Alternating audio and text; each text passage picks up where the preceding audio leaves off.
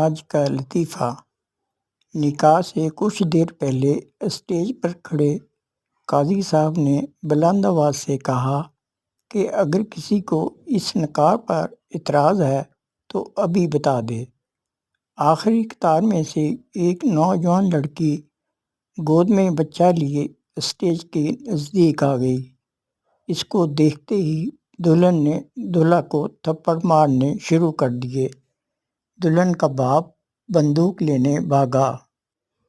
دلہن کی ماں اسٹیج پر ہی بے ہوش ہو گئی۔ سالیاں دولہے کو کوسنے لگیں اور سالے آستینیں چڑھانے لگے۔ قاضی نے لڑکی سے پوچھا، آپ کا کیا مسئلہ ہے؟ تو لڑکی بولی، پیچھے ٹھیک سے آواز نہیں آ رہی تھی اس لیے آگے آ گئی ہوں۔